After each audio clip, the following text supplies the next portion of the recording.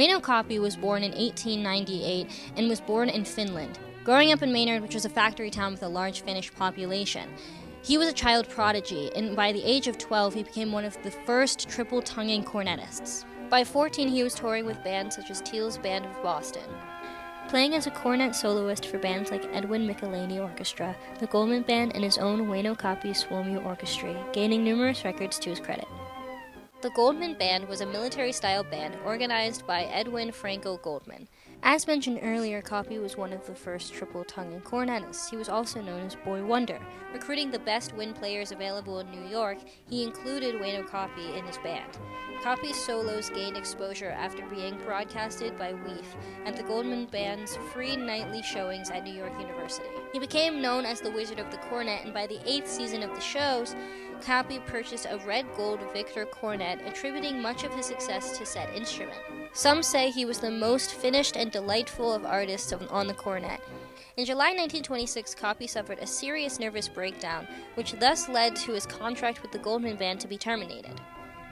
When Kapi lost his front teeth in an automobile accident, he had dentures made, which caused him to be unable to play his instrument correctly. He took his own life in his Bronx apartment by turning on the gas of his stove. As we wrap up this episode, I leave you with one final song by Wäinö Kapi.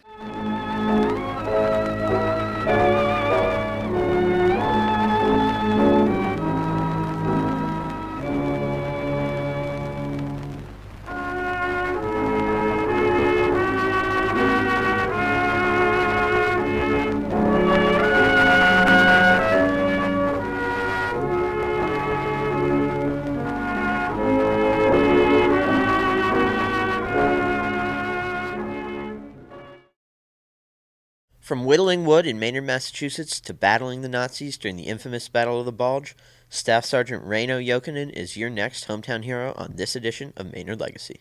Jokinen was born on April 12, 1914 in Maynard, Massachusetts, to Albert John Jokinen and Enna Anola Jokinen. He was the youngest of 3 children, having 2 older sisters.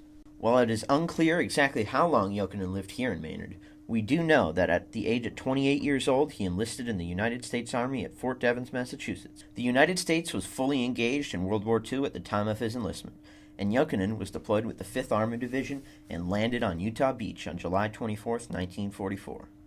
Over the next 5 months, they worked their way through France and into Belgium, where the Germans launched a surprise offensive on December 14th in the Ardennes forest.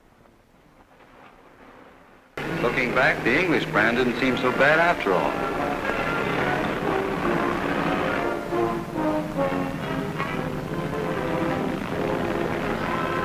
When the attack occurred, Lieutenant General George Patton's 3rd Army was sent to repel the attack. His army included Wäinö Jokinen and the 5th Armored Division. During the Battle of the Bulge, Jokinen was fighting with his battalion when a tree burst from a German shell exploded right near him, and sadly, he was one of the 19,000 USGIs killed during the battle. He was identified only by a small wood carving which he had whittled in his pocket. The day was December 21st, 1944. He was 30 years old. He is laid to rest at the Netherlands National Cemetery and Memorial in Margraten, Netherlands. The rest of his family's graves can be found here in Maynard. Thank you, Maynard Hometown Heroes, for your help with this episode. You can visit them on Facebook at Maynard Hometown Heroes or on the town website.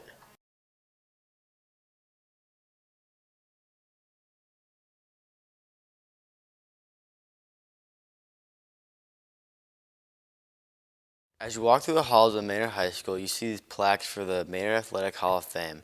This one right here stands out to me because he's my uncle and he started the youth football program here at Maynard.